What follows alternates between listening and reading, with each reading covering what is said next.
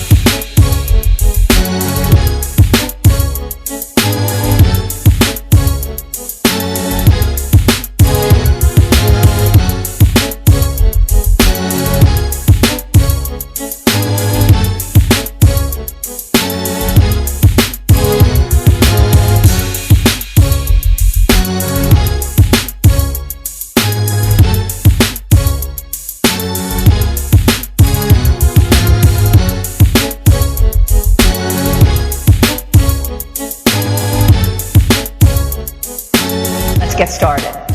And we begin with you, Mr. Cain. I want to begin with what we saw today, another rough day for our money, for our 401ks. Once again, we were all impacted by the news that the Dow Jones Industrial Average dropped 400 points today. The reason? Italy is on the brink of financial disaster. It is the world's 7th largest economy. As president, what will you do to make sure their problems do not take down the U.S. financial system? Let's start with two things. First, we must grow this economy. We are the biggest economy in the world, and as long as we are stagnant in terms of growth in GDP, we impact the rest of the world. We must do that, but we're not going to be able to do that until we put some fuel in the engine that drives economic growth, which is the business sector. This administration has done nothing but put stuff in the caboose, and it's not moving this economy. We must grow this economy, number one. Number two, we must assure that our currency is sound. Just like a dollar must be a dollar when we wake up in the morning. Just like 60 minutes is in an hour, a dollar must be a dollar. If we are growing this economy the way it has the ability to do, and at the same time we are cutting spending seriously, we will have things moving in the right direction. Governor Romney, should we allow Italy to fail? Should we have a stake in what's going on in the Eurozone right now? Well, Europe is able to take care of their own problems. If we stay on the course we're on, with the level of borrowing this administration is carrying out, if we don't get serious about cutting and capping our spending and balancing our budget, you're going to find America in the same position Italy is in 4 or 5 years from now, and that is unacceptable. I've heard what these gentlemen have to say. I really get that, but I'm on the front lines of the stock market. We were down 400 points today. We're not going to be done going down if this keeps going up. If Italy the rates keep going up, surely you must recognize that this is a moment-to-moment situation for people who have 401ks and IRAs on the line, and you wouldn't just let it fail. Just go away and take our banking system with it. No, you have to let it liquidate. We took 40 years to build up this worldwide debt. We're in a debt crisis never seen before in our history. The sovereign debt of this world is equal to the GDP as ours is in this country. If you prop it up, you'll do exactly what we did in the Depression, prolong the agony. If you prop it up, you do what Japan has done for 20 years. So yes, you want to liquidate the debt. The debt is unsustainable, and this bubble was predictable because 40 years ago we had no restraints whatsoever on the monetary authorities, and we piled debt on debt, we pyramided debt, we had no restraints on the spending, and if you keep bailing people out and prop it up, you just prolong the agony as we're doing in the housing bubble. Up this morning, and we find that the yield curve with respect to Italy is up and prices are down. So if you want a window into what this country is going to look like in the future if we don't get on top of our debt, you're seeing it playing out in Europe right now. You're seeing the metastasis effect of the banking sector. And what does it mean here? What am I most concerned about, Jim? I'm concerned that it impacts us in a way that moves into our banking sector where we've got a huge problem called too big to fail. The next president of the United States needs to send a powerful message, not just to the people of this country, but around the world, that America is going to be America again. And I will tell you, it's 3 agencies of government when I get there that are gone. Commerce, education, and the, what's the third one there? Let's see. Oh, 5. Okay. So commerce, education, and the EPA. EPA. There you go. No, okay. Let's show deposition. Seriously? Is EPA the one you were talking about? Or? No, sir. No, sir. We were talking about the agencies of government. EPA needs to be rebuilt. But you can't. But you can't name the third one. The third agency of government, yeah. I would do away with the education, the commerce, and let's see. I can't. The third one I can't. Sorry. Oops. First of all, I think Ben Bernanke is a large part of the problem and ought to be fired as rapidly as possible.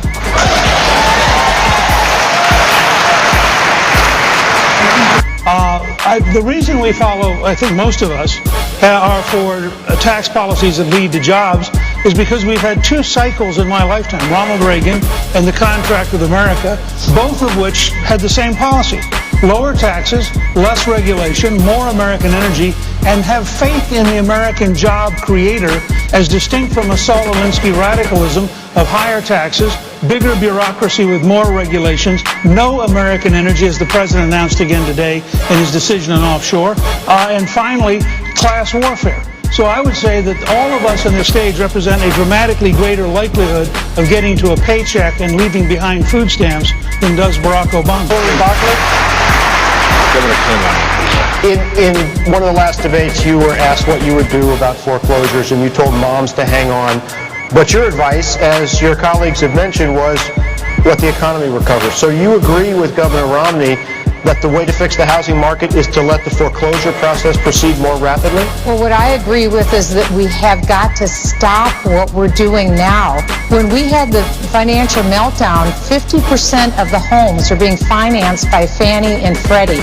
Today, it's 90% of the homes. In other words, the government is the backer of the homes. Well, let's take a look at an analysis of what a great, brilliant job Freddie and Fannie are doing. They just applied this week for another $7 billion bailout because they're failing.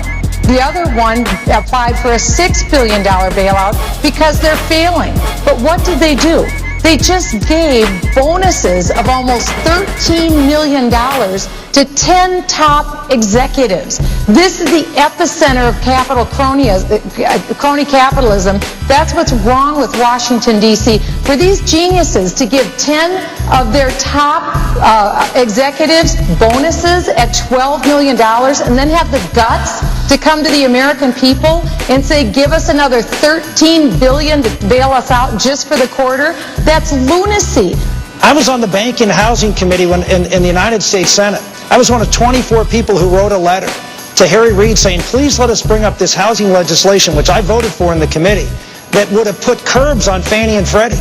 I was out there before this bubble burst saying this was a problem. I was in Scranton, Pennsylvania the other day, and I had one of a home builder who was the head of the association came up to me and said, Rick, I'm here to apologize. We came here to push you so you would oppose, putting caps on Fannie and Freddie. You were right, we were wrong. Time and time again, Wall Street, the Wall Street bailout. 5 of the 8 people on this panel supported the Wall Street bailout. I didn't. I know that we solve problems best from the bottom up, not the top down and government intervention. Mr. Cain, the American people want jobs, but they also want leadership. They want character in a president. In recent days, we have learned that 4 different women have accused you of inappropriate behavior. Here we're focusing on character and on judgment. You've been a CEO. Yes. You know that shareholders are reluctant to hire a CEO where there are character issues. Why should the American people hire a president if they feel there are character issues? The American people deserve better than someone being tried in the court of public opinion based on unfounded accusations.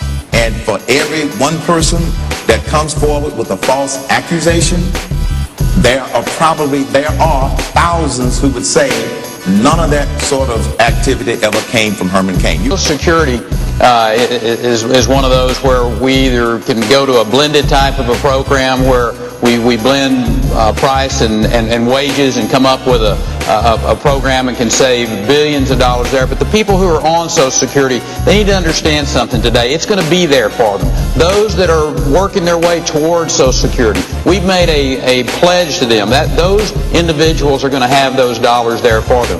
But the young people out there, who's going to stand up for the young people in this country, those that are at the workforce today, and stand up and say, we're going to transform this program so it's going to be there for you? I will do that. I will stand up for the young people in this country and put a program into place that will be there for them. I want to point out my colleagues have done a terrific job of answering an absurd question. To say in 30 seconds... You have said you want to repeal Obamacare, correct? Let me just finish, if I may. 36. Okay. To say in 30 seconds what you would do with 18% of the economy, life and death for the American people, a topic I've worked on since 1974, about which I wrote a book called Saving Lives and Saving Money in 2002, and for which I founded the Center for Health Transformation, is the perfect case of why I'm going to challenge the President to 7 Lincoln-Douglas-style 3-hour debates with a timekeeper and no moderator, at least 2 of which ought to be on health care, so you could have a serious discussion over a several-hour period that affects the lives of every person in this country. Would you like to try to explain?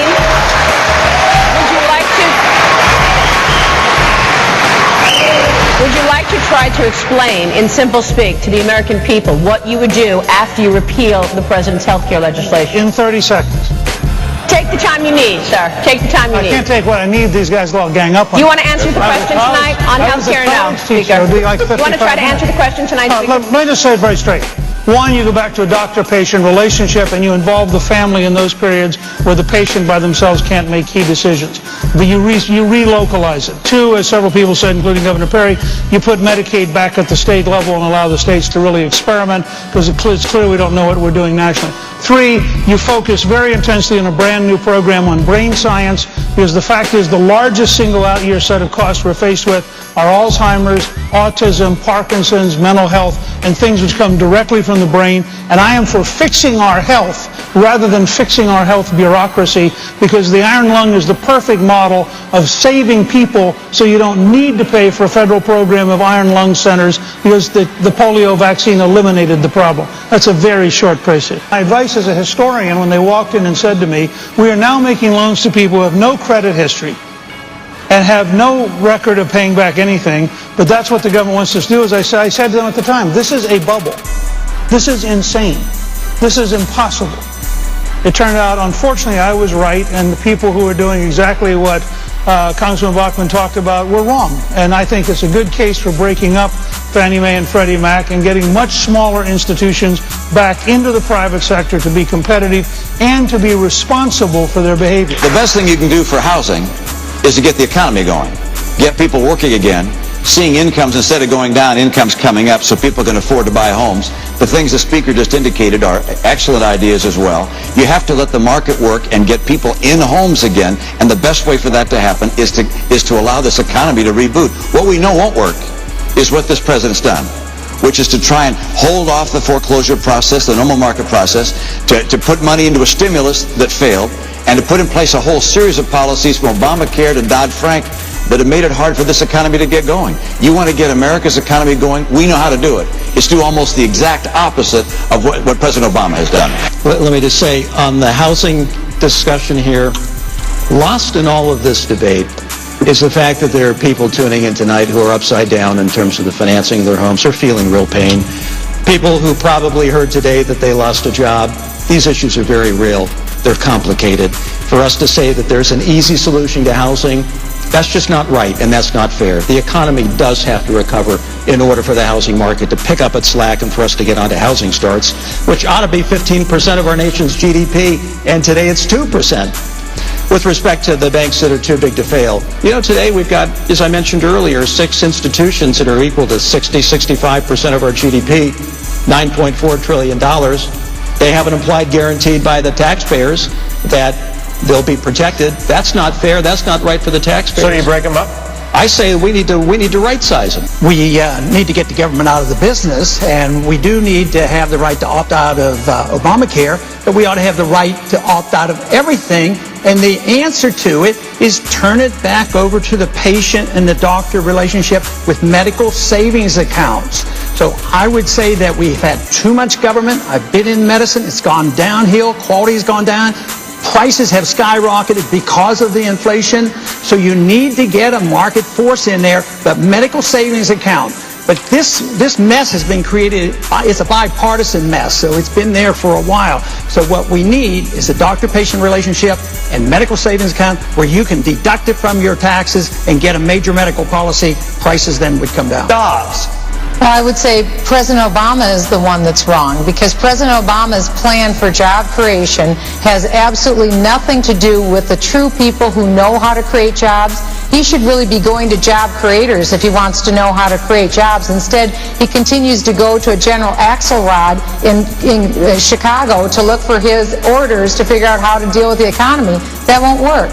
We know what needs to be done. We have a real problem. When you have 53% of Americans paying federal income taxes, but you have 47% of Americans who pay no federal income taxes, you have a real problem. And that's why in my tax plan, I have everyone paying something, because everyone benefits by this magnificent country. So even if it means paying the price of 2 Happy Meals a year, like $10, everyone can afford to pay at least that. And what it does is create a mentality in the United States that says that freedom is free. But freedom isn't free. We all benefit. We all need to sacrifice. Everybody has to be a part of this tax cut. I want to make the point about manufacturing jobs again, because if you're talking about creating jobs that trickle down, I agree with Newt. We have folks who are innovators, but he talked about innovators that created jobs for blue-collar workers. The unemployment rate among non-college educated is well into the double digits in America. It's 4 or 5% for people who have college degrees. The reason I put forth this manufacturing plan is not just so we can say made here in America, that we can create opportunities for everyone in America, including those that don't have that college skill set. People who built this country, like my grandfather, who was a coal miner. So that is a very important part that Republicans, unfortunately, are not talking about. We need to talk about income mobility. We need to talk about people at the bottom of the income scale being able to get necessary skills and rise so they can support themselves and a family. And that's what manufacturing does, and that's why I'm laser beam focused on it. My proposal is the only one that solves the problem by throwing out the current tax code, which has been a mess for decades, and we need to put in something different that I've proposed.